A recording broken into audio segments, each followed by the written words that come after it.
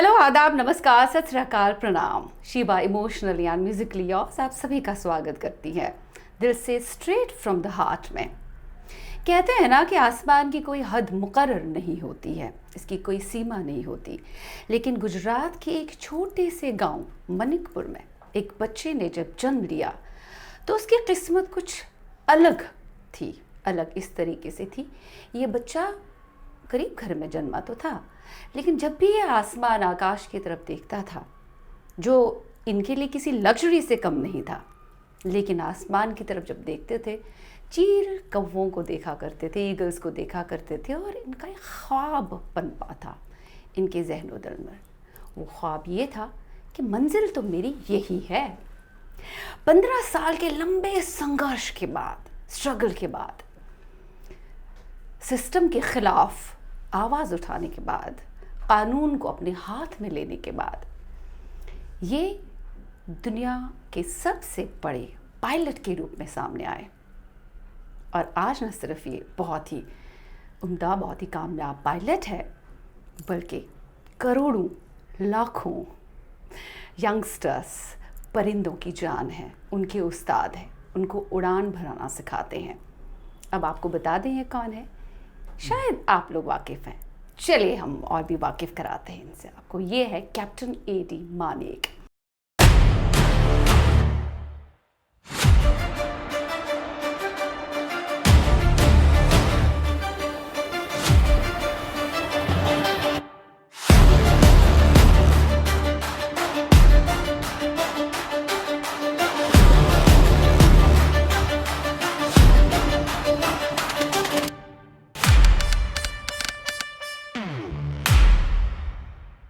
The sky aviation club के founder and adviser हमारे सामने है, रूबरू है।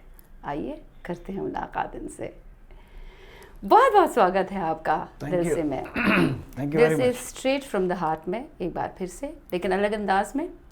दिल से के जंजीरों में जकड़ के रखा हमने आपको दिल से। हाँ, अब आपको दिल से, वैसे दिल से ही आपने सब कुछ किया है, लेकिन आज कुछ ऐसी बातें करेंगे जो थोड़ा हटके है। देखिए, जैसे मैंने अपने इंट्रोडक्शन में ही कहा कि हौसले और हिम्मत को आपने हारा नहीं, इसलिए आप निष्कर्ष पे पहुंच गए, एक मकाम आपने हासिल किया। हाँ जी। सो आप से ये पर्सनल सवाल है, लोग शायद ना जानते होंगे कि लियोनार्डो दा विंची के साथ आप अपना बर्थडे शेयर कर रहे हैं। Is that true? हाँ जी, ट्रू, इट्स वेरी ट्रू। उन्होंने अपने चित्रों के ज़रिए उड़ान भराना सिखाया, वो ख्वाब उन्होंने लोगों को दिखाना सिखाया। उन्हें खुद भी ख्वाब इस तरह का देखा था, उड़ान भरने का, अपनी चित्रकारी से। सो जब आप बचपन में अपने गरीबी के दिनों में आसमान की तरफ देखते थे, तो वाकई में आपने अपनी गरीबी से बचने के लिए सोचा कि मुझे आसमान को अपनी मंजिल बनाना है, या फिर कुछ और था, या आपको बस निकलना था वहाँ से? ऐसा क्या था ये, या वाकई में आप आसमान की तरफ देखने का वो सपना पूरा करना चाहते थे और यंगस्टर्स के लिए एक मिसाल बनना चाहते थे? सच बताइएगा, दिल पर हाथ रखकर। दिल से है। दिल पर हाथ रख के मैं बोलता हूँ, वो गरीबी तो थी। गरीबी के बारे में तो मैं बहुत कुछ बोल सकता हूँ, लेकिन वो जो समय था, वो टाइम था, एडवर्स सिचुएशन का टाइम था, स्ट्रगलफुल टाइम था। बट मेरा जो लगाव था एरोप्लेन से, हवाई जहाज़ से, फ्लाइंग से, वो पता नहीं अंदर से बखूबी बस ऐसे जन्म हुआ। और मैं कुछ मेरे पास्ट के कुछ एपिसोड शेयर करना चाहता हूँ। 1965 में भारत और पाकिस्तान के बीच युद्ध हुआ था। तब मैं छोटा सा 5 साल का था, और छोटी सी झुपड़ी में हम रहते थे। नानी है, मौसी है, और मैं हूँ। और फाइटर प्लेन जाया करते थे, और मैं टूटी हुई खिड़की के पास जाकर के मैं झांकता था कि प्लेन को मैं एक बार देख लूँ।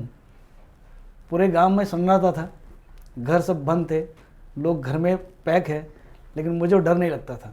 तो पता नहीं, बचपन से ही प्लेन के पीछे मेरा लगाव रहा।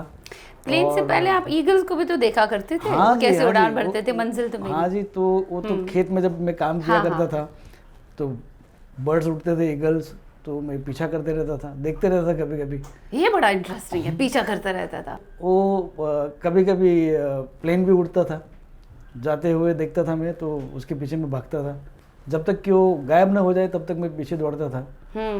तो हमारे जो मुकद्दम है जो खेत में काम कराते हैं, वो कभी कभी डांटता भी था मुझे कि क्या पागलपन है, काम कर छोड़ना और तुम भाग रहे हो, काम नहीं कर रहे हो। तो वो जो जहन में जो है सपना उड़ने का, वो बचपन से ही था। अच्छा, सपना ये था आपका, ये नहीं था कि भाई गरीबी से छुटकारा पाना है मुझे? बहुत लोग ये हाँ सोचते जी, हैं कि मुझे गरीबी से छुटकारा पाना है, वो कभी अच्छा रास्ता कभी गलत रास्ता इख्तियार कर लेते हैं, लेकिन आप एक सही रास्ते का चयन आपने किया और सही रास्ते पे आप निकल पाए कि भाई मुझे जो है सपना पूरा करना है, गरीबी रहे या ना रहे। हाँ सही। बिकॉज आज भी जब आपको देखते हैं आप ग्राउंडेड हैं, आज भी आप वो उस तरह से शो ऑफ नहीं करते हैं जैसे लोग बड़े आदमी बनते हैं फिर शो ऑफ करते हैं। So you are still grounded और बहुत लोगों की हेल्प करते हैं, बहुत लोगों को सपोर्ट करते हैं आप। एक सपोर्ट सिस्टम कोई रहता है, वो आपका इनर सेल्फ रहता है। आप अपने आप को कहते हैं कि कोई सपोर्ट में नहीं है, मेरे साधन नहीं है, लेकिन मैं अपने लिए एक सपोर्ट सिस्टम हूँ। तो वो सपोर्ट सिस्टम आप खुद बने आपके, या फिर कोई एक मात्र ऐसा जरिया था जिसने आपको किक दी? ये जो मेरी कहानी है, इसकी जो मूल चीज़ है, जो मेन फैक्टर्स हैं, वो मेरा आत्मविश्वास। यस। लोग हिल जाते हैं आजकल की यूथ में, देखता हूँ पैशंस नहीं है, धीरज नाम की कोई चीज़ नहीं है। पैशन एंड पैशन, वो ख्वाब भी है और उसके लिए धैर्यता भी चाहिए, वो मैंने रखी। कितना धीरज है, हाँ, कितना धीरज, एकाग्रता। हाँ, तो ये हौसला, ये फोकस, ये हौसला जो है, जो आजकल के बच्चों में नहीं है। अब बहुत अच्छी बात आपने छेड़ दी। उस वक्त ये हौसले को टिकाए रखने के लिए कौन सी ऐसी चीज़ें, बुनियादी चीज़ें जिसकी आवश्यकता बहुत ज़रूरी होती है? तो ये मेरे लिए तो मतलब एकदम अंधेरा था उस ज़माने की, 50 साल पुरानी बात है। तभी तो सहूलतें भी नहीं थी, ट्रेनिंग रिसोर्सेज कम थे, इन्फॉर्मेशन का फ्लो नहीं था। हाँ, खाली एक न्यूज़पेपर आता था। और हमारा गांव तो सूरत डिस्ट्रिक्ट में मानिकपुर सबसे लास्ट पिछड़े का गांव है, वहाँ बस भी नहीं जाती थी, वैसा गांव है। और स्कूल जाने के लिए हमें 6 किलोमीटर चल के जाना पड़ता था। करेक्ट। तो ऐसी हालात में एक ख्वाब को टिकाना और उसको चिपक के रहना, something which is which I believe, self belief, believe in your self, trust your self. और कभी कभी समय है तो खराब भी आता है, अच्छा भी आता है। अच्छा समय है तो अच्छी बात है, बट जब खराब समय आता है, इसमें अगर आदमी टिक जाता है, वही आगे बढ़ता है। और मैंने सेल्फ बिलीफ के जरिए जितने भी हर्डल्स आए हैं, जितनी भी तकलीफें आई, इससे लड़ा मैं, फाइटर। या you have to be a fighter in your life. Fight अपनी भावनाओं के साथ, इमोशंस के साथ, परिस्थितियों के साथ, हालात बनाते हैं आपको और बिगाड़ते भी है। दैट इज, हालात ने आपको बनाया, भले ही आपके हित में नहीं थी परिस्थितियां। हालात ने मुझे बिगाड़ा भी था। बिगाड़ा है? हाँ। बिगाड़ा का क्या? बिकॉज लोग जानना चाहेंगे, बिगाड़ा, इतने सक्सेसफुल पायलट को इतना संघर्ष उन्होंने किया, क्या हालात इनके ऐसे भी आ गए कि बिगाड़ने की कोशिश की, हाँ, बट बिगड़े नहीं बिगड़े। So what was that हौसला, what was that control जिसने आपको बचाया? वो जो स्टोरी है 1974 की, जब मैं आया गुजरात से मुंबई पढ़ने के लिए, तो आपने एज अ लेबर काम किया? हाँ, कुरार विलेज में रहा करता था, झुपड़पट्टी में, छोटी सी खोली थी हमारी रूम। और पिताजी चपरासी थे और स्कूल जाना आना, मुझे मराठी नहीं आती थी, हिंदी नहीं आती थी, इंग्लिश तो कुछ भी नहीं आती थी। मेरे लिए ड्राइंग था, क्लास टीचर जब आके लिखती थी ड्राइंग था। तो मैं डर गया कि भाई ये मैं पढ़ नहीं सकता हूँ, मैं वापस गांव चला गया। गांव जाने के बाद फिर वो हालात में बिगाड़ दिया मैं, कुछ ऐसी दोस्ती हो गई, and then I went into wrong directions. Oh, you went into drugs और what? Not drugs but alcohol, smoking, और ऐसे करते करते करते फिर मैं अपने आप में खो गया, मैं कहाँ हूँ। कितने साल तक फिर आपका ये रहा वो दौर खराब वाला दौर? 1 साल तक रहा। और एक दिन शाम वापस मैं खेत में काम कर रहा था, मजदूरी कर रहा था, और वापस एक बार हवाई जहाज देखा मैंने, तभी वापस आई रिकॉर्ड माई ड्रीम कि मुझे बनना क्या था और मैं कर क्या रहा हूँ। Self realization. Yes, self realization. Because आजकल के बच्चों में हम देखते हैं इनकंसिस्टेंसी बहुत है। आज उन्हें ये करना, कल वो करना, फिर ये करना, वो करना, फिर ये करना, वो करना। सो अगर आप कंसिस्टेंट है और सेल्फ रियलाइजेशन है, भाई ये मैंने सोचा था, ये नहीं हो पाया, तो अब दूसरे में थोड़ी मेहनत करो, थोड़ा पेशेंस, थोड़ा हौसला। तो एंड सेल्फ रियलाइजेशन, यहाँ अगर गलत हुआ मेरी दिशा ये है, एक गोल सेट करो, मतलब वो गोल जो है कोई ना कोई ऐसी परिस्थिति थी, कोई ना कोई ऐसी शक्ति हम कह सकते हैं आपके जहन में, वो आपका इनर सेल्फ था। हाँ जी, इनर सेल्फ था। मैंने गलती भी की और मैंने अपने आप को सुधारा भी। The key points or take away from this communication talk is गलती हो जाती है, एरर्स होते हैं, ओमिशंस भी होते हैं, मिस्टेक्स भी हो जाती है, but to realise and to recorrect it Yes. and to put into self realization is very important part. Yes. जो आजकल के जनरेशन में मैं देख पा रहा हूँ। Yes. No self realization. अगर गलती भी करते हैं और अपने ऊपर सब थोप देते हैं, बट वो हेवार हो जाते हैं, then they go into wrong directions, फिर नाकाम हो जाते हैं। Whenever I went wrong, it's not I blame others, it's I blame myself. It is me, I, myself. Very nice. मेरी कुछ गलतियाँ होगी, मेरा ही कुछ ऐसा नेचर होगा जिसकी वजह से ये हुआ, and that made me to recorrect, सवारो ऐसे करते करते खुद को संवारो, कैप्टन मानिक बना। तो जब आप मणिपुर गए, तो जब आपने वहाँ अपने हेलीकॉप्टर से लैंड किया, तो वहाँ उस ज़मीन पर फिर से आपके पैर जब पड़े, तो 110% आपने स्काई की तरफ, आसमान की तरफ, आकाश की तरफ ज़रूर देखा होगा, नज़र पड़ गई होगी। तो आसमान से क्या पूछा फिर आपने? पहला मैंने कदम बाहर रखा हेलीकॉप्टर के बाहर, और मेरी नज़र के ऊपर आसमान में सवाल क्या पूछा? थैंक गॉड, हे ब्रह्मांड, हे प्रभु ईश्वर अल्लाह, आपकी कृपा से आपने जो भी मुझे दिया, दुख दिए, परिस्थिति खराब कर दी मेरी, बट मैं टिका रहा होगा और यहाँ तक पहुँचा, बहुत बहुत धन्यवाद। इसी तरह इमोशनल हो गए थे हाँ जी, जैसे इस वक्त आपकी आंखों में। सो कामयाबी के पीछे आपका हसास होना, आपका वो सेंसिटिव पन होना, आपकी सेंसिटिविटी बहुत ज़रूरी है। आप सेंसिटिव है, आपके अंदर भावनाएं हैं, इमोशंस हैं, मुझे लगता है तभी भी आप अच्छे और गलत के खिलाफ आवाज़ उठा सकते हैं और लड़ भी सकते हैं। इफ़ यू आर इनसेंसिटिव, मुझे नहीं लगता तब आप शायद शिखर पे पहुंच सकते हैं। जो आपने कामयाबी हासिल की वो कोई कर सकता है। और सबसे इम्पॉर्टेंट, जब आप वापस वहाँ हेलीकॉप्टर के ज़रिए गए, आपने फिर आसमान की तरफ देखा, उससे सवाल भी पूछा होगा कि भाई संभव तो सब कुछ है।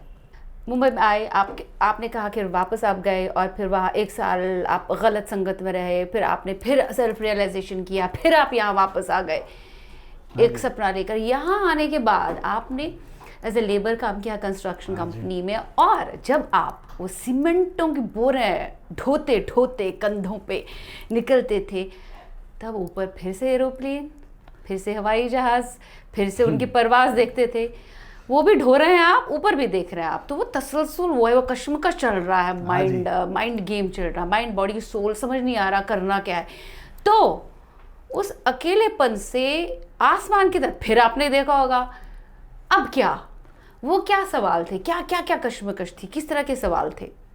बिकॉज जब मैं आपसे ये पूछ रही, फिर आपकी आंखों में आंसू है। सो a sensitive person can only answer this question who is very successful. गांव में जब खेत में काम करता था, तो एक कभी कभार कोई हवाई जहाज दिखाई देता था, कभी कभार हो गया, और खुशी मारे में दौड़ता था पीछे। जब बॉम्बे आया तो पिक्चर टोटल बदल गया। यहाँ तो हर 10-15 मिनट में, आधा घंटे में एक प्लेन उड़ रहा है, और वो भी बड़े बड़े प्लेन दिखाई देते, क्योंकि वो तो बहुत हाइट पर होता है गांव में। ये तो जस्ट टेक ऑफ हुआ या तो लैंड हो रहा है, तो और भी मेरा हौसला बढ़ा। हाँ, 24/7 आपके दिमाग में वही है, वही चल रहा है। जू एयरपोर्ट के सामने एक बस स्टॉप हुआ करता था, शायद आज अभी भी है। वहाँ चना और दाना 10 पैसे का लेकर के मैं बैठा रहता था और उड़ते हुए हवाई जहाज को देखते रहता था वहाँ पर, कि कभी मैं एक छोटा प्लेन में उड़ाऊँगा, ऐसे ख्वाब दिखा करता था मैं। I remember still. तभी जो क्लियर पिक्चर तो वो दिमाग में, जहन में प्लेन एरोप्लेन ही था।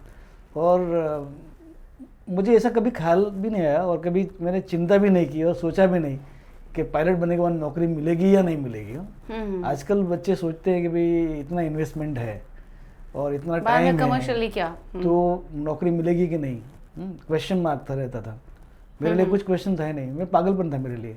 नौकरी मिले ना मिले देखेंगे, बट हवाई जहाज उड़ाना है।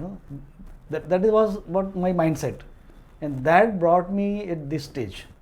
आज मेरी पूरी फैमिली में सब एयरलाइन से जुड़े हुए हैं। बड़ा बेटा पायलट है, इंस्ट्रक्टर है, स्काई डाइवर है, फ्लाइट डिस्पैचर भी है, सर्टिफाइड है, क्वालिफाइड है। छोटा बेटा, इससे भी बड़ा काम किया उन्होंने, he is commander with Indigo airline.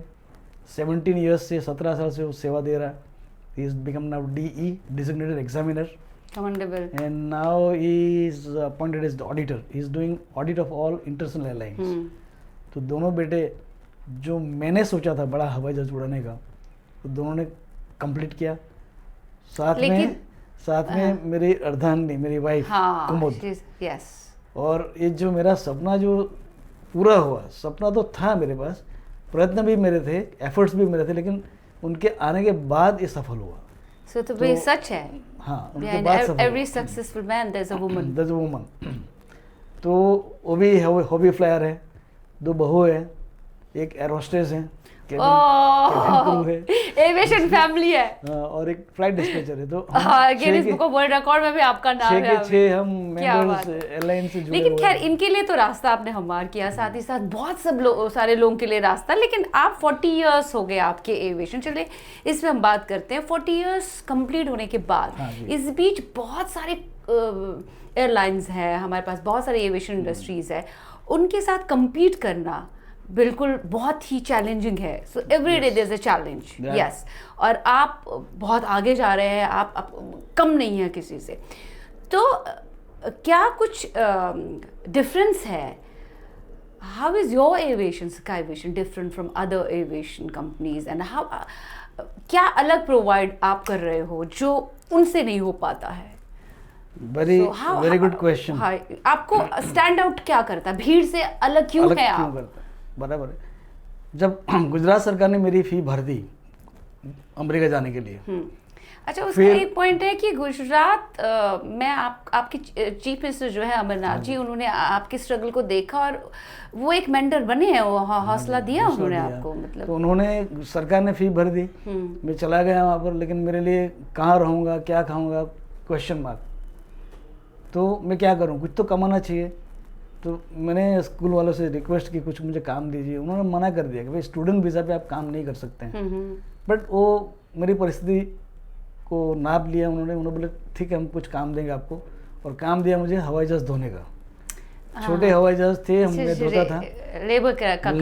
हाँ, तो बोले हम कॉन्ट्रैक्ट बाहर देते, हम बंद कर देंगे, आपको दे देंगे। तो I used to wash 25 aeroplanes every weekends, Saturday Sunday. और मुझे एक प्लेन पर $5 मिला करता था।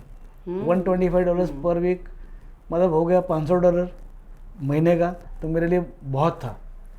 और एक दिन हवाई जहाज़ धोते धोते मैं थक गया था, और वही हवाई जहाज़ जो मैं खुद उड़ाता हूँ, वहाँ कॉकपिट में बैठा मैं, और मैं सोच रहा था कि मजदूर, मानिकपुर का मजदूर मानिक अमेरिका तक पहुँच गया, और ये मजदूरी कर रहा है और हवाई जहाज़ भी उड़ा रहा है। तो मेरे जैसे तो बहुत लाखों मानिक घूम रहे हैं रोड पे, यूथ ऑफ इंडिया है ना, स्ट्रगलिंग। तो उनके लिए कुछ करना चाहिए। और वो ख्यालात आने के बाद एक जरिया बन गया। And then I started the skyline aviation club. मतलब बहुत अर्ली शुरू किया। Early, and that was the first school in India concept in under one roof. All training will be under one roof. मेरे पास कुछ नहीं था, न तो पैसे थे, न तो प्रॉपर्टी थी, न तो कुछ नहीं था, लेकिन ख्वाब था, एक सोच थी। और शुरू करते करते करते आज आप देख रहे हैं। आपने शुरू किया तो फंडिंग किन्होंने, आरबीआई ने? जी नहीं, तो आपकी फंडिंग वहाँ से किसने, पैसा कहाँ से इकट्ठा किया जब स्कूल, कितने स्टूडेंट्स थे तब? ये क्वेश्चन नहीं, मैंने जब शुरुआत की तो मेरे पास कुछ प्रीमाइसेस भी नहीं था। तो मेरे स्कूल के प्रिंसिपल को मैंने रिक्वेस्ट की कि मुझे एक कमरा दीजिए और मैं यहाँ से कुछ शुरू करूँ। वीकेंड क्लास मैंने शुरू किया, फिर बहुत पॉपुलर हो गया, तो फिर मैंने फुल टाइम किया। तो उन्होंने पूरी सामने वाली एक बिल्डिंग थी उनका 3rd फ्लोर मुझे दे दिया कि आप यहाँ से करिए। तो I started with 2 students. Okay, 2 students से मैंने शुरू किया। तो 2 स्टूडेंट्स की फीस कितनी रखते थे आप फ्री में? That time it was 750 rupees. Okay, मामूली फीस थी, शुरुआत था। फिर मैंने advertisement the times of India में, तो ढेर सारे फ़ोन आने लगे। अरे वाह, बहुत सारे पोस्ट कार्ड आने लगे। अंतर्देशीय आती थी उस जमाने में लेटर, थप्पी पोस्टमैन आता था, थप्पी लेकर के आता था मेरे लिए कि सर ये सब आपके लिए ही है। इतनी इंक्वायरीज थी, मतलब यहाँ के बच्चों को कुछ करना था, लेकिन कोई मौका नहीं मिल रहा था, जो मौका हमने दिया। Then आप एक जरिया बन गए। जरिया बन गए। भले आपको डिफिकल्टीज का सामना करना पड़ा, लेकिन आपने एक अच्छा सोचा कि भाई दूसरों के लिए जरिया तो बनना। मेरा जो So that makes your aviation center different from other aviation industry? No, so that background made my school different than others. Okay. So what we do, we identify the potential among our Indian youth, जो बच्चे हैं, होनहार हैं, पैसे है या नहीं है उसकी चिंता नहीं है, वो कैपेबल है या नहीं है, that we arrange. Oh. We arrange for them from the government, from charitable trust. We help them. There is only big difference between other schools and ours. Yes. They are money minded, having commercial aspect. Of course, money is required by everybody, okay, to survive. But the idea, what we have in mind, is bhakti bhava. यहाँ कोई भी खाली हाथ से नहीं जाएगा। अगर गरीब बच्चे का बेटा भी है, उसके दिमाग में भी सपना पनप रहा है, वो आपके पास आए एंड आप उनकी हेल्प करते हैं। You arrange money and loan for them as well, so that वो अपने सपने को लेके ऐसे ही रायगा ना हो जाए। बहुत सारे स्टूडेंट्स हैं जो जिनको हमने गवर्नमेंट से हेल्प दिलवाई, चैरिटेबल ट्रस्ट से दिलवाई। कुछ किस्सों में मैंने खुद अपने पर्सनल फंड से मैंने उनको पायलट बनाया है। ओह वाह। फी भरी है मैंने। तो ये जो है हमारा डिफरेंस, ये सबसे बड़ा। और we don't just teach how to fly the plane, but how to be a good citizen of this country. Humanity. Okay? That has to be the that first is the first lesson. Okay? Yes. Fitness, physical fitness, mental fitness, emotional fitness, intellectual fitness, spiritual fitness. इसके बारे में हम जोश देते हैं। और touchwood हमारे जितने भी बच्चे यहाँ पढ़ के गए हैं, उसमें से अगर मैं लिस्ट लूँ तो बहुत लंबी लिस्ट है। जैसे कि भारत देश की सबसे छोटी उम्र की पायलट जो बनी, साक्षी कोचर फ्रॉम हिमाचल प्रदेश, ये हमारी स्कूल छात्र रही है। मैत्री पटेल फ्रॉम सूरत, 19 साल में वो पायलट बनी थी, वो भी यहाँ की है। हमारे बच्चे आज एयरलाइन के मालिक है, हेलीकॉप्टर्स के मालिक है, एरोप्लेन के मालिक है। कुछ बच्चे इंडियन एयर फोर्स में भी है। एक बच्चा रॉयल एयर फोर्स ऑस्ट्रेलिया में है। आपने वर्ल्ड बुक ऑफ रिकॉर्ड भी कायम किया हुआ है। हाँ जी। राइट। Congratulations and celebrations. और ये बताइए कि अब इस वक्त आपके हर मोड पे जब आप कुछ नया कार्य करते हैं ना, आप हमेशा स्काई की तरफ देखते हैं, आसमान की तरफ देखते हैं। जब वर्ल्ड बुक रिकॉर्ड कायम किया तो आज भी आप खुले आकाश में देखते हैं और क्या सवाल पूछते हैं आप आकाश से? क्योंकि सवाल तो बहुत जहन में होंगे आपके, वो स्काई की तरफ देखना, बिकॉज वही है, सब वही है जिसके अंडर हम हैं। स्काई मेरे लिए ऐसे सबके लिए है ब्रह्मांड, जिसको हम बोलते हैं, एक एनर्जी, यूनिवर्स। यस। जिसका नाम अल्लाह बताइए, बोलिए, या भगवान बोलिए, ईश्वर बोलिए, प्रभु बोलिए, या क्या कोई देवी देवता का नाम लीजिए, कुछ भी है, लेकिन अल्टीमेट जो एनर्जी जो है, पूरा जो वर्ल्ड है, उससे चल रहा है। और उस स्काई जब मैं सलाम करता हूँ, निकलता हूँ, तो वो सलाम ब्रह्मांड को सलाम होती है। तो वहाँ से शुरुआत जो मैंने की बचपन से, और जैसे जैसे आगे बढ़ा मैं, तो मेरे लिए जो एक ही चीज़ थी, एनर्जी थी, गुरु। और वो मैं मेरे अंदर में गुरु ढूंढता था। और वो गुरु, मौलवी जिसे बोलेंगे हम, गुरु बोलेंगे, शिक्षक बोलेंगे, इंस्ट्रक्टर बोलेंगे, कोई तो है, कोई एनर्जी है। याद आ रहा है, अपने अंदर पाजा सुरागे जिंदगी, तू अगर मेरा नहीं बनता न बन, अपना तो बन। हाँ। यस। तो मैं हमेशा उसको ढूंढते रहता हूँ, और वही एक शक्ति है जिसकी वजह से मैं यहाँ तक पहुँचा हूँ। तो मैं अब वर्ल्ड रिकॉर्ड पे हम बात कर रहे थे कि वर्ल्ड रिकॉर्ड आपने कायम किया, इस बारे में आप बताइए कि इसके लिए कितना वेट करना आपको पड़ा, और आपने वर्ल्ड रिकॉर्ड कायम जब किया, सो अगला वर्ल्ड रिकॉर्ड, फिर तीसरा world record, what are you expecting now? So the world record what we did is going to my school, this Skyline Aviation Club. We were able to train 5,000 plus trainees for commercial pilot, flight dispatchers, cabin crew, airport ground staff, then radio officers. ऐसे सब मिला के हमने 5,000 बच्चों को training दी, और वो हमारा वर्ल्ड रिकॉर्ड हुआ। और भी आगे बनेगा। अब रेडियो की आपने बात की, मेरे जहन में आ गया, ये सवाल तो पूछना ही चाहिए आपसे। हैम रेडियो आप ऑपरेट करते हैं, और जितने भी अर्थक्वेक्स आ गई हैं, जितने भी डिज़ास्टर्स आ गए हैं, चाहे 2011, 2004, हम सब की बात करें, तो उस बीच आपने सब कुछ देखा, लोगों की चीखें आपने सुनी। तो जो हम महसूस नहीं कर पाए वो हैम रेडियो के ज़रिए आपने महसूस की खुद, जब लोगों की चीखें हाँ जी। उस ट्रेजेडी में आपने, अर्थक्वेक में, सुनामी में आपने सुनी, तो क्या फील हुआ आपको? क्या, किस तरह से रोंगटे खड़े हो गए, किस तरह के जज्बात, किस तरह की भावना सामने आई? पहली बात तो ये हैम रेडियो क्या है, आम लोगों को पता नहीं है। ये एक ऐसी हॉबी है जिसके जरिए आप पूरे वर्ल्ड में बात कर सकते हैं। भारत सरकार लाइसेंस देती है और आपका नॉलेज बढ़ा सकती है, साथ साथ में आप देश की सेवा कर सकते हैं। जैसे कि natural disasters, earthquake, flood, tsunami, कभी भी ऐसा कुछ होता है तो पहली बात तो लाइट चली जाती है, नो इलेक्ट्रिसिटी। जब लाइट चली गई तो टेलीफोन लाइन डेड हो गए, लैंडलाइन डेड है, सेलुलर फ़ोन भी डेड है। मैं एग्जांपल लूँ, 26 जनवरी 2001 सुबह 9 बजने में 10 मिनट बाकी थी और गुजरात में अर्थक्वेक आया जी। कच्छ, भुज, रापर, भचाओ, ये पूरा हिल गया। करोड़ों की प्रॉपर्टी चली गई, लाखों लोग इंजर्ड हो गए, हजारों लोग मर गए।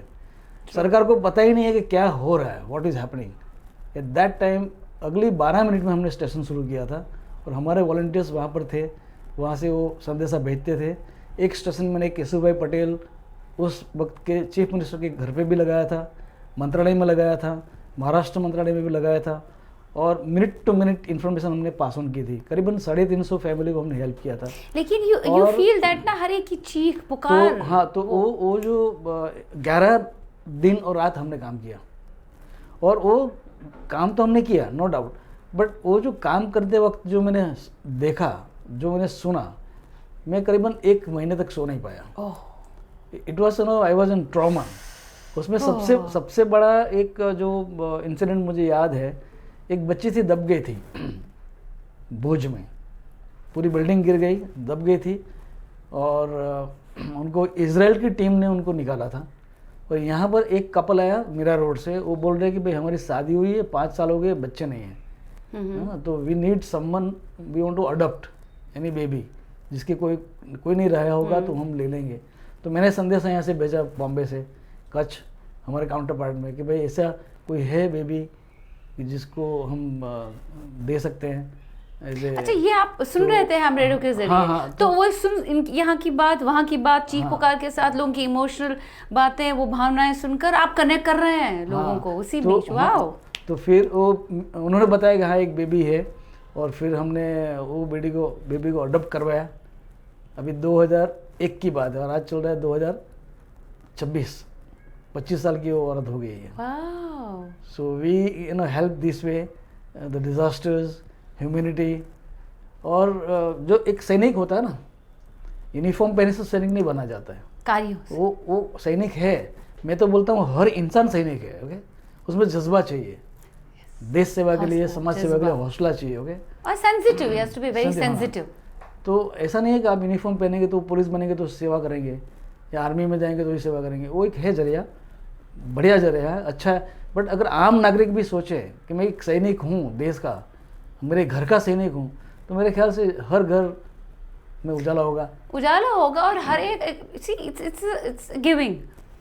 सो love is giving, not expecting anything in return. Yes. सो ये प्यार आप भावनाओं के जरिए, अलग अलग काम के जरिए भी दिखा सकते हैं। अगर आप अपनी एक मुस्कान से, अपने कार्य से किसी के घर को रोशन कर सकें, किसी की ज़िंदगी को रोशन कर सकें, किसी के जहनो दिल को रोशन कर सकते हैं, इससे बड़ा कार्य कुछ हो ही नहीं सकता। वही मैं चाहे आपका प्रोफेशन कोई है या ना है।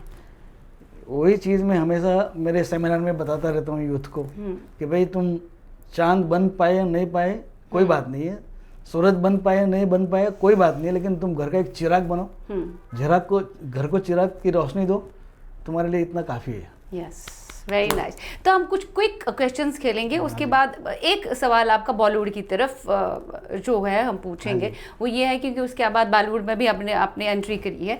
सो सबसे पहले थोड़ी क्विक क्वेश्चंस हम खेलना चाहते हैं आपके साथ। हाँ जी। शॉर्ट आंसर होंगे आपके। आसमान क्या है आपके लिए? जन्नत है। कॉकपिट की खुशबू? गुलाब। ओह। आज के दौर के चाइल्ड लेबर से एडी बाने क्या कहना चाहेंगे? मैं कहना चाहूँगा हौसला रखो अपने आप पे विश्वास रखो, believe in yourself, and the most important part, trust the process. Allah की, भगवान की जो गतिविधि है, प्रोसेस है, उसको समझो। अगर वो काम नहीं होने दे रहा तो समझो वो आपके लिए नहीं है, उनके पास कोई और बड़ा प्लान है। यस। अपने आप को मायूस मत समझो, अपने आप को डिग्रेड मत करो, don't degrade your self. Yes. 10,000 की ऊंचाई से जब आप नीचे ज़मीन की तरफ देखते हैं तो सबसे खूबसूरत नज़ारा, 10,000 की ऊंचाई से जब ज़मीन की तरफ आप देखते हैं तो सबसे खूबसूरत नज़ारा क्या दिखता है या क्या दिखा है आपको? मैं देखता हूँ कि अल्लाह ने, भगवान ने क्या दुनिया बनाई है। जो रोड है ना, रस्सी जैसे दिखते हैं, और इंसान जो चल रहा है वो मूंगी जैसा है। व्हीकल्स जो है वो इससे थोड़ा कुछ बड़ा है। कितनी बड़ी विशाल दुनिया है, और हमारा अस्तित्व क्या है? हम कुछ नहीं है, हम कुछ नहीं है, शून्य है। हमारे में वो ताकत है ही नहीं, शक्ति है ही नहीं। जैसे कि सुबह का फ्लाइट है, मॉर्निंग, अर्ली मॉर्निंग 5:30 पौने 6 बजेगा, मैं उड़ान भरता हूँ, बॉम्बे से जा रहा हूँ, और पहली किरण जो निकलती है सूर्य की, उसका जो नज़ारा है वो आपको बताता है कि कुदरत क्या है, यूनिवर्स क्या है, ब्रह्मांड क्या है। हम कुछ नहीं है। अगर हम थोड़ी ताकत लगाए तो हमारी लाइफ हम संवार सकते हैं। कितना भी दुख हास है, कितना भी हो जाए, क्योंकि हम क्या है एक्चुअली, उनकी तो क्रिएशन है। करेक्ट। ऊपर वाले की तो हम क्रिएशन है, हमारे में वही शक्ति है। जब सनसेट देखते हैं तो ये दिमाग में आता होगा, डूबने के बाद फिर से उभरने की सलाहियत होनी चाहिए, एंड दैट इज लाइफ। वही हौसला है। Very nice. अच्छा, ब्यूरोक्रेसी जो है, जो बाबूशाही है, उसके तूफान से निकलना मुश्किल है या कि ऊंचाई से? बाबूशाही की जो जाल है उसमें से निकलना मुश्किल है। आसमान की ऊंचाई से इजी है। ये सही है। और ये बाबूशाही, ये ब्यूरोक्रेसी से आप काफ़ी जूझे हो। हूँ मैं। एक वो बात जो इस ब्यूरोक्रेसी, बाबूशाही से आपने सीखी है, एक वो बात, ख़ास बात, एक का तो स्पष्टीकरण आपने दिया कि भाई इसे निकलना बहुत मुश्किल है। आप तो निकले ना? मैं निकला। और संघर्ष के बाद मैं निकला। क्या कुछ उसके लिए हौसला चाहिए। हाँ, आत्मविश्वास चाहिए। कितनी भी कोई भी ताकत सामने है, उसको हराने के लिए अपने आप में विश्वास होना चाहिए। कैप्टन जी, इमोशनल बातें बहुत हो गई। हाँ जी। अब थोड़ा सा बॉलीवुड की तरफ जाएं। अब सब सोच रहे होंगे बॉलीवुड कनेक्शन क्या है आपका? आप एक फिल्म भी कर रहे हैं और आप बहुत कुछ आगे करने वाले हैं, और फिल्मों के साथ आपका पुराना नाता इसलिए भी है। एरो मॉडलिंग की हम बात करें तो ये जो बड़े सिनेमा पे हम देखते हैं और तालियां बजाते हैं, प्लेन क्रैश हो गया, हेलीकॉप्टर क्रैश हो गया, इसके साथ आपका एक गहरा रिश्ता है। हाँ जी। चाहे वो चैंपियन फिल्म की बात हो, सनी देओल की बात हो, या फिर देवरन के साथ आपका कोलैबोरेशन हो। So, इस बारे में आप बताएं कि किस तरह के स्टंट्स आप ने किए हैं और किन किन फिल्मों में किए हैं, और बहुत ख़तरनाक स्टंट्स आपने किए हैं, but you are behind the scenes. Right. अभी ये जो है बचपन का शौक था मेरा, एरो मॉडलिंग, मॉडल प्लेन बनाना और उड़ाना। पहले हम लाइन कंट्रोल बनाते थे, फिर बाद में रिमोट कंट्रोल बनाना शुरू किया, फिर हमारा एक ग्रुप बना, और एक ग्रुप जो है हमारा बॉलीवुड के लिए काम करता है।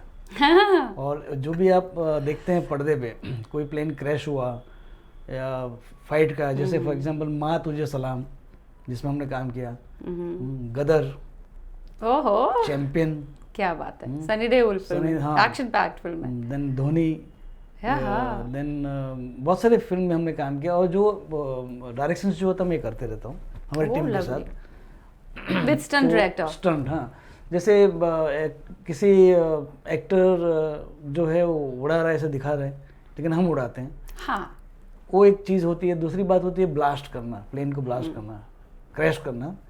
वो रियल वास्तव में प्लेन होता है, जैसे यहाँ हमारे सामने खड़ा है, बट वो वर्किंग मॉडल होता है, महंगा होता है, उसको हम बम रख के उसको ब्लास्ट करते हैं, और उस जब पर्दे पे देखते हैं उसको रियल लगता है कि ये रियल प्लेन ब्लास्ट हुआ। सो ऐसे जितने भी स्टंट होते हैं, ऐसे जो सीन होते हैं जिसमें हम सहयोगी कार्य करते हैं बॉलीवुड से, क्योंकि So बचपन ये से मेरा आपका पुराना कनेक्शन है पूरा बॉलीवुड के connection साथ। है। म्यूजिक का तो कनेक्शन है है ही, ही, आप है। आपके पास एलपीज और ये सब रखे हुए हैं। माय गॉड, वो एंटीक सारी चीजें रखी हैं आपके इस घर में, ग्रामोफोन तक रखा हुआ है हाँ जी। आपके घर में। और 50 साइलेंट एरा से लेकर then black and white era, then colour films तक, एलपीज, ईपीज, मतलब सब है आपके घर में। वो इसलिए म्यूजिक का भी शौक। वो ये सब इसलिए मैंने रखा है कि मैं मेरा पास्ट भूलना नहीं चाहता हूँ। मैंने इनफैक्ट मेरे गांव में घर में वॉल बनाई है, मेमोरी वॉल। इसमें बचपन से लेकर के अब तक के सभी पिक्चर्स जो हैं मैंने कोलाज करके बनाया हुआ है। जब भी मैं बैठता हूँ वहाँ पर तो मेरे नज़र में आता है कि मैं क्या था हाँ। 10 साल पहले, 20 साल पहले, 30 साल पहले, 40 साल पहले, 50 साल पहले मैं मेरी हालत क्या थी, और वो वर्स्ट कंडीशंस में यहाँ तक पहुँच सकता हूँ। तो अभी जितनी भी वरी आ जाए, कितना भी प्रॉब्लम आ जाए, तो मैं सॉल्व कर लूँगा, मेरे में ताकत है। पर इसके साथ एक और चीज़ है, मोस्ट ऑफ द लोग जब सक्सेसफुल बन जाते हैं ना, वो अपने अतीत को भूलना चाहते हैं, एक भी चीज़ याद नहीं रखना चाहते हैं, उसको स्क्रैप कर देते हैं।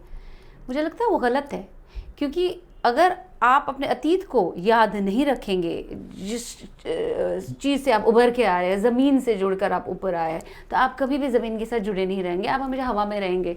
यू विल बी लाइक मैं, they won't be we, like मैं, आई। बराबर है। तो वो ईगो, अहंकार, तो ईगो अहंकार को ख़त्म करने के लिए you have to be connected to your past. I guess ये आप शायद सोच रहे हैं हाँ कि जी, इम्पोर्टेंट है, वही इम्पोर्टेंट जो है, हमारी यंगर जनरेशन को ही सोचना चाहिए। जरूरी है। Yes, that's true. जरूरी है। अच्छा, चूंकि वक्त हो गया है, मुझे लगता है कि आगे के लिए भी बातें रखनी चाहिए। बहुत अच्छा लग रहा है, बट एक सवाल जाते जाते ज़रूर पूछना चाहती हूँ आपसे। जैसे कि आपने कहा हौसला, सेल्फ रियलाइजेशन इम्पॉर्टेंट है, हार्ड वर्क के ज़रिए, पैशन के साथ साथ चीज़ों को समझना, चीज़ों को परखना, अपने अंदर खामियां तलाशना और अच्छाई भी तलाशना, सही गलत रास्ते की पहचान होना, खुद का मेंटर खुद बनना, ये बहुत अच्छी बातें हैं जो हर एक यंगस्टर के लिए बहुत ही अच्छा है। सो इट्स $1 मिलियन क्वेश्चन कि भाई आप किस तरीके से अपने अंदर हौसला हिम्मत रख सकते हैं। अगर आपके अंदर सेल्फ रियलाइजेशन नहीं है तो कुछ भी नहीं है। तो अलावा इसके आपका जो स्काई एविएशन सेंटर है वो आगे जाके क्या करने वाला है, क्योंकि बहुत सारे एविएशन कंपनीज के पास स्टूडेंट जाते हैं। मुझे भी कई लोगों ने बोला कि भाई हम एज अ जर्नलिस्ट पूछा कि मैम हमें प्रॉब्लम आती है, दिक्कत आती है, हमारा साइंस नहीं है, we are not science graduate after 12th, but हमने चाहा कि बस हम स्विच कर लें एविएशन के लिए, तो बट हमें कोई साथ नहीं दे रहा। एविएशन कंपनीज कह रही है नहीं, ग्रेजुएशन इज़ मस्ट। और कुछ लोगों का कलर ब्लाइंडनेस है, उनको बेचारे बचपन से ये ख्वाब लेकर बैठे हैं, लेकिन उनकी कुछ हेल्थ कंडीशंस या कलर ब्लाइंडनेस वगैरह इसकी वजह से वो नहीं कर पाते हैं ये। तो उनके लिए भी क्या आपने कुछ सोचा है, क्योंकि आपने हर पड़ाव पे हर एक के लिए कुछ सोचा है, इसके लिए क्या चीज़ें ज़रूरी हैं और क्या सोचा है आपके लिए? एविएशन क्या सोच रहा है? हमारे स्काईलाइन एविएशन क्लब जो है मुंबई में 40 साल हो गए, और 40 साल का तजुर्बा के हिसाब से हमारे पास हर प्रॉब्लम का सोल्यूशन हमने रखा हुआ है। जैसे कि हाँ, तो ग्रेजुएशन की ज़रूरत नहीं होती है, we require 12 science with physics and maths ज़रूरी है। क्लास 2 DGCA मेडिकल होता है भारत सरकार का, उसमें पास होना ज़रूरी है। अगर पार्शियल कलर ब्लाइंड है तो उसकी भी ट्रीटमेंट है, हमारे एक्सपर्ट्स हैं जो उसको ट्रीट करते हैं। और मेडिकल में तो ये होता है, फिर एजुकेशन का हो गया। The main thing is finance. आजकल जो हमारे बच्चे हैं कुछ करना चाहते हैं, बढ़ना चाहते हैं, लेकिन फाइनेंस की वजह से अटक जाते हैं, रुक जाते हैं। जो कैपेबल है वो आगे जा सकते हैं, बट कैपेबल नहीं वो नहीं जा सकते। तो उनके लिए मैं बोलना चाहता हूँ कि भारत सरकार की स्कॉलरशिप स्कीम है जो आमतौर पे लोगों को पता नहीं है। जो स्टूडेंट SC ST OBC में आते हैं उनके लिए भारत सरकार स्कॉलरशिप देती है। गुजरात सरकार भी लोन देती है, और बोइंग और एयर इंडिया दोनों ने मिलकर अभी एक प्रोग्राम बनाया है, Boeing air India Sukanya scheme for females है ना, गर्ल्स। उनमें पूरी जिम्मेवारी, पूरा खर्चा जो है एयरलाइन करती है। That's very good. दूसरी बात, टाटा ट्रस्ट भी स्कॉलरशिप देती है। भारत देश के प्रथम पायलट JRD टाटा साहब, उन्होंने ट्रस्ट बनाया था, और जो बच्चा पायलट बनना चाहते हैं उनको भी स्कॉलरशिप देते हैं। आपके गुरु? मेरे गुरु मैं खुद मिला हूँ 44 years before I met him personally for finance, और उनको मैं गुरु मानता हूँ। उनके नाम से मैंने लाइब्रेरी भी बनाई है, JRD टाटा लाइब्रेरी। मैं सलाम करता हूँ। No doubt I went to him for financial help, he could not help, but still I believe him, I trust him. उनकी जो विचारधारा है वो मैंने अपनाई है समोली। और यहाँ तक मैंने जर्नी काटी है। That is commendable. मुझे बहुत अच्छा लगा आपके साथ बात करते हुए। और साथ ही साथ एक लास्ट क्वेश्चन, आपने बीच में कहा कि 12th के बाद जो स्टूडेंट्स आपके पास आएंगे they have to be science graduate. अगर फुली साइंस ग्रेजुएट नहीं है, एटलीस्ट फिजिक्स एंड केमिस्ट्री उनका ऑप्शनल सब्जेक्ट रहना चाहिए। 12th पास लेकिन होना 12th पास, अगर उन्होंने 12th पास जो किया है वो साइकोलॉजी में किया है या इंग्लिश में किया है या इकोनॉमिक्स में किया है या कॉमर्स में किया है, तो उसके बाद या कंप्यूटर्स में किया, उसके बाद अब उनको अलग से फिजिक्स और केमिस्ट्री लेना पड़ेगा and they are not interested because they have opted for arts and commerce. So how can they cope up with उनके लिए एक अच्छा रास्ता है, भारत सरकार ने एक स्कीम बनाई है। जो बच्चा आर्ट्स, कॉमर्स या नॉन टेक्निकल डिप्लोमा से आ रहे हैं, किसी अलग फील्ड से, विषय नहीं है फिजिक्स और मैथमेटिक्स सब्जेक्ट नहीं है 12th में, तो NIOS का ओपन स्कूल बोर्ड है न्यू दिल्ली का, उसकी 2 एग्जाम पास करके वो ये फील्ड में आ सकता है। और पायलट ही नहीं, पायलट के अलावा बहुत सारे प्रोफेशनल की ज़रूरत है हमें। भारत देश बहुत आगे बढ़ रहा है, we are ranking 3rd in the world. कितनी एयरलाइन नई नई आ रही है, करीबन अगले 5 से 7 साल में 500 एरोप्लेन आने वाले हैं। कैप्टन जी, बहुत ही अच्छा लगा, वाकई में दिल से स्ट्रेट फ्रॉम द हार्ट आपने बातें बयां की। Thanks a lot. आगे जाके और भी हम सिलसिलावार ये कोशिश जारी रखेंगे और अपने यंगस्टर्स तक जो भी स्टूडेंट्स हैं वो एविएशन इंडस्ट्री में आना चाहते हैं, जिनके सपने पूरे नहीं होते हैं और किसी बाइस वो छोड़ देते हैं इस प्रोफेशन को, ज़िंदगी भर पछताते रहते हैं हमारा सपना पूरा नहीं हुआ। आपका एविएशन, स्काई एविएशन क्लब उनका सपना पूरा कर रहा है, साकार कर रहा है, क्योंकि आप कमर्शियली नहीं देखते हैं चीज़ों को, आप दिल से देखते हैं चीज़ों को, आपकी भावनाएं इसके साथ जुड़ी हुई है और वही एक शख्स कर सकता है जो जड़ों से जुड़ा हुआ हो और वहाँ से कुछ करके निकला हो। सो बहुत बहुत शुक्रिया once again, thanks a lot. देखिए, आज का दिल से स्ट्रेट फ्रॉम द हार्ट में उम्मीद करती हूँ आपको बहुत पसंद आ गया होगा। क्यों नहीं आया होगा, क्योंकि captain A D Manik sir हमारे साथ थे। आगे कुछ और हस्तियों से आपकी मुलाकात करवाएंगे। फ़िलहाल मैं आपसे ये कहना चाहती हूँ कि कुछ लोग सिर्फ सितारों को देखने के लिए पैदा होते हैं और कुछ लोग उन्हें छूने के लिए पैदा होते हैं और कुछ लोग सिर्फ ख्वाब देखने के लिए पैदा होते हैं। लेकिन कैप्टन मानिक जो है, इन्होंने सब कुछ मुमकिन कर दिया अपने हौसले और अपनी बहादुरी से और अपने सेल्फ रियलाइजेशन से और अपने कार्यों से। आपके अंदर अगर हौसला है, आपके अंदर अगर जज्बा है, आपके अंदर कुछ करने का हुनर है, तो उस हुनर को आप किसी भी कीमत पे उड़ान दे सकते हैं। सब कुछ मुमकिन है, क्योंकि इम्पॉसिबल खुद भी कहता है आई एम पॉसिबल। ध्यान रखिए, अगले एपिसोड में मिलते हैं। Till then take good care of yourself, be happy always, क्योंकि मुस्कुराते चेहरे अच्छे लगते हैं। Bye bye, take care, sayonara।